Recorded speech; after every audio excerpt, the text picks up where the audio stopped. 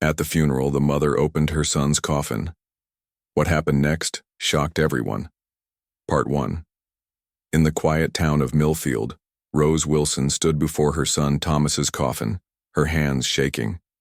The church was full of people from the town.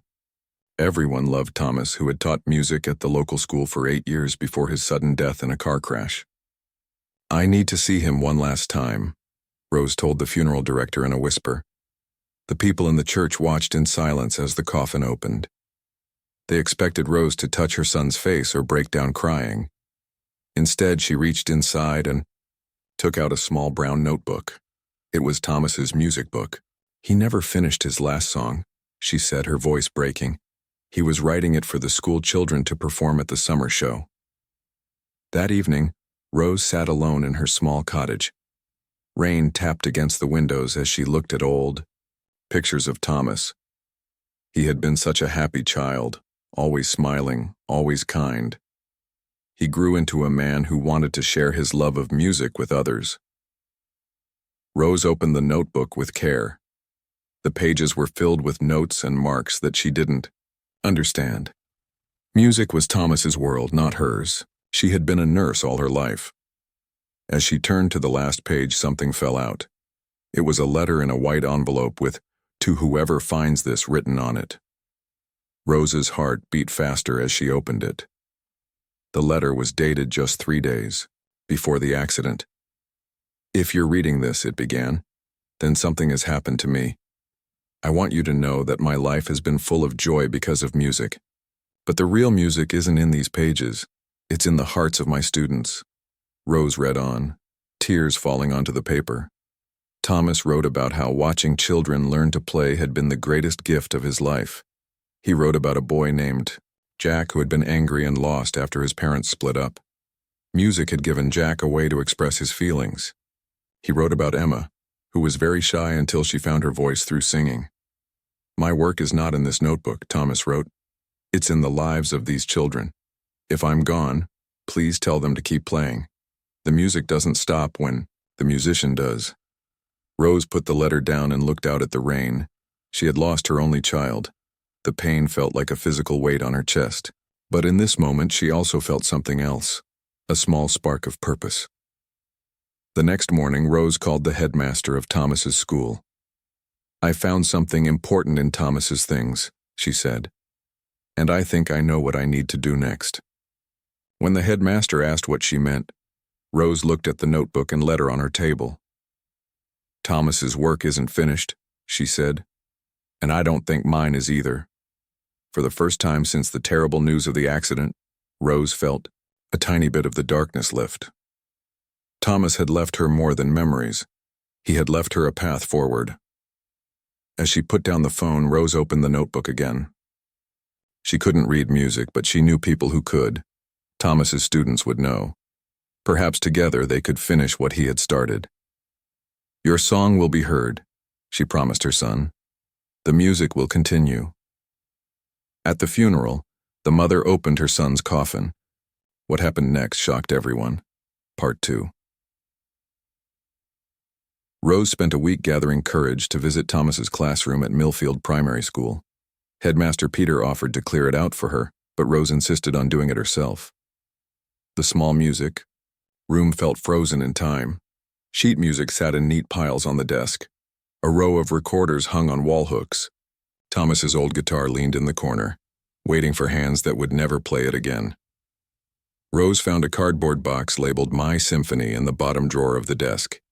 Inside were dozens of cassette tapes, each with a child's name and date written on it. There was also a small tape player. With shaking hands, Rose put in the first tape. It was labeled "Jack, First Lesson." She pressed play. "I don't want to be here," a young boy's angry voice said. "Mum's making me." "That's okay," came Thomas's gentle reply. "But since you are here, shall we try something fun?" Rose listened as Thomas patiently taught Jack to play a simple tune. The boy kept making mistakes, but Thomas never showed frustration. The next tape was labeled "Jack 3 months later." The same boy played a complete song, his confidence growing with each note. "Mr. Wilson, did you hear that? I did it. Jack's voice was full of pride. "You certainly did," Thomas replied. "Remember how you didn't want to be here? Look how far you've come." Rose played tape after tape. Children who started out afraid or unsure slowly bloomed under Thomas's guidance. There was Emma, who barely spoke above a whisper but sang beautifully by her 5th lesson. There was Oliver, who had trouble sitting still but found focus through drumming. The last tape in the box was different. It was labeled "My Students, the Spring Concert." Rose played it and heard 20 children performing together. They weren't perfect, but their joy came through clearly in the music. After the performance, Thomas's voice came on the tape. "This is why I teach," he said, speaking to himself. "Not for perfect music, but for perfect moments like this. These children will carry this feeling for the rest of their lives." Rose turned off the tape player and sat in silence. Her son had touched so many young lives. His work wasn't written in his notebook. It was recorded in these tapes and more, importantly in the hearts of his students. The next day, Rose called Jack's mother. "Thomas left something important behind," she explained. "Would Jack be willing to talk to me about music lessons?" One by one, Rose contacted all the parents. She invited Thomas's students to meet at her cottage that Saturday. "Bring your instruments," she told them, "and bring your memories of Thomas." When Saturday came, 12 children and their parents gathered in Rose's small garden. The children looked lost without their teacher, clutching instruments and shuffling their feet. Rose showed them Thomas's notebook. "My son was working on a special piece of music before he died," she said. "The ending is missing. I thought perhaps you might help finish it." Jack, now 11 and no longer angry, stepped forward. "Mr. Wilson always said that music tells stories," he said. "Maybe our story with him isn't over yet." For the first time since the funeral, Rose smiled a real smile. These children would help keep Thomas's music alive. And perhaps, in helping them, she would find a way to live with her grief. "Let's begin," Rose said, opening the notebook. She couldn't read the notes, but the children could. Together they would find the music that Thomas had started, and they would finish it. At the funeral, the mother opened her son's coffin. What happened next shocked everyone. Part 3. For 2 weeks, the children came to Rose's cottage after school. They sat in her garden when the weather was nice or in her living room when it rained. Slowly, they worked on Thomas's unfinished music. Emma, a quiet girl with long brown hair, could play the violin beautifully. "Mr. Wilson told me that when I play it sounds like birds singing," she told Rose one afternoon. Oliver, who once couldn't sit still, now showed great patience teaching the younger children their parts. "Mr. Wilson said I had a gift for helping others," he explained, but it was Jack who surprised Rose the most. The once angry boy now led the group when Rose stepped away. He understood Thomas's music in a way that the others didn't. "Thomas saw something special in you," Rose said to Jack as they looked at the notebook together. Jack nodded. "He was the only one who didn't give up on me when I was being difficult. He said music would help me find my voice." One rainy afternoon, the children were struggling with a hard part of the music. Emma kept playing the wrong notes. Oliver got frustrated and put down his drumsticks. The younger children started to lose interest. "Maybe we can't do this without Mr. Wilson," said a small boy named Ben. Rose was about to agree when Jack stood. Mr. Wilson believed in us," he said firmly. "He wouldn't want us to give up." He picked up Thomas's old guitar and started to play a simple tune, not from the notebook, but something new. The other children watched him, then slowly began to join in. Emma added a sweet violin melody. Oliver found a gentle beat on his drums. "What are you playing?" Rose asked, amazed. "We're making it up," Jack said. "Mr. Wilson taught us that music doesn't have to come from a book. It can come from inside us." Rose watched as the children created something new together. It wasn't perfect, but it had heart. It had feeling. Most importantly, it had Thomas's spirit in it. That night, after the children had gone home, Rose wrote in her diary, "Today I saw Thomas's real legacy. It's not in his notebook or his recordings. It's in what he taught these children about themselves. They are his living music." The next day, Rose called Headmaster Peter.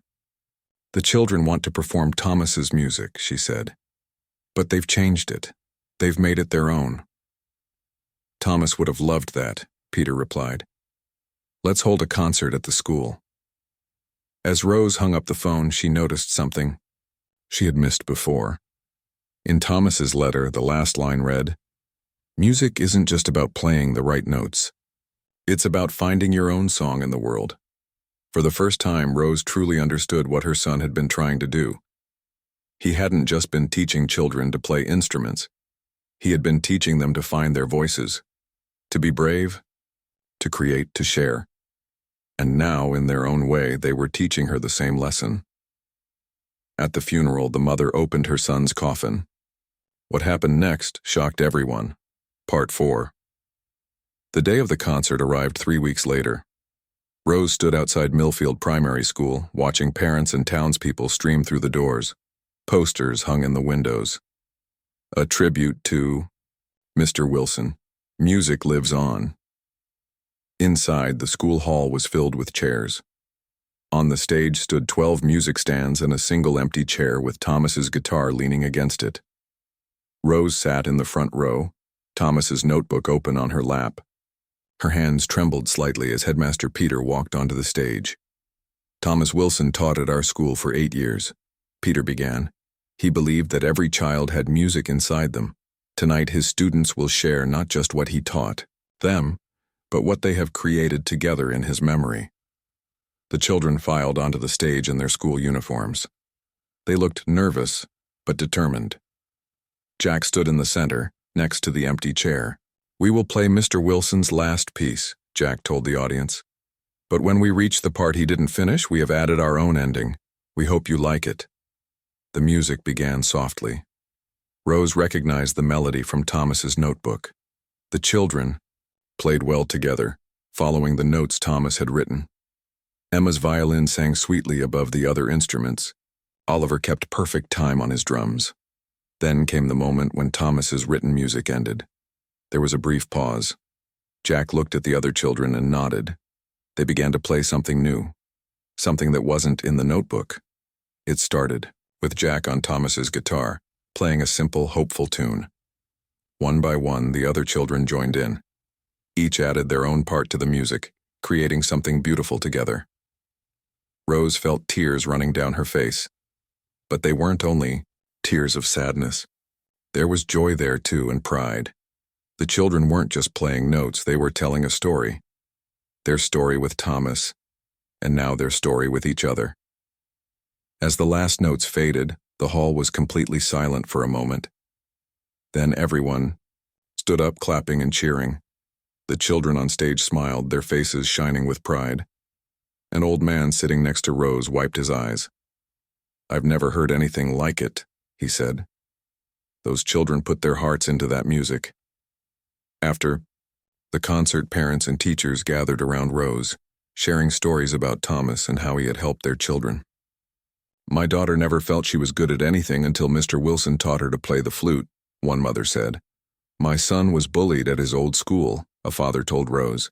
"Mr. Wilson's music class was the first place he felt he belonged." As the crowd thinned, Jack approached Rose with Thomas's guitar in his hands. "This belongs to you now," he said, holding it out.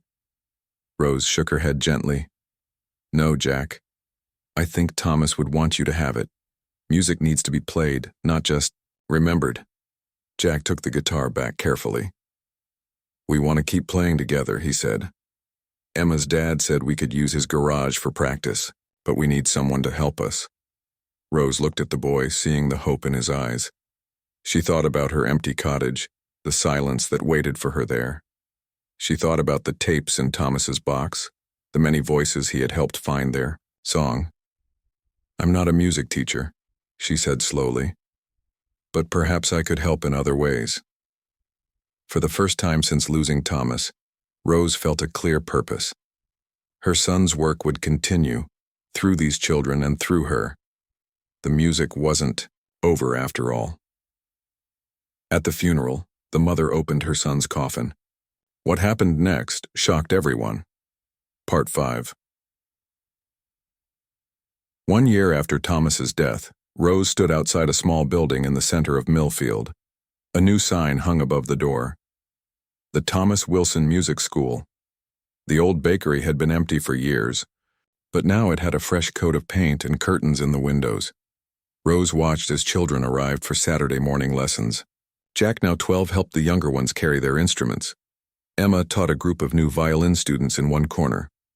Oliver had set up a drum circle in another. "I never thought we would come this far," said Mrs. Green, who taught piano at the school. She was a retired music teacher who had known Thomas well. "Neither did I," Rose admitted. After the concert at the school, Rose had used her savings to rent the old bakery. Local people donated chairs, music stands, and instruments. 3 teachers volunteered their time, and soon 25 children were taking lessons. Children who couldn't afford lessons came for free. "Music should be for everyone," Rose told parents who tried to pay. That's what Thomas believed. Today was special. The mayor of Millfield was coming to hear the children play. If he liked what he heard, the town council might help pay for the school to stay open. Rose watched as Jack gathered the children together. "Remember what Mr. Wilson taught us," he told them. "Music isn't about being perfect, it's about sharing what's in your heart." The mayor arrived with 2 council members. They sat in chairs at the front of the room as the children prepared to play. "These children have been learning for different lengths of time," Rose explained. "Some for years, some for only a few months. But they all work together." The music began.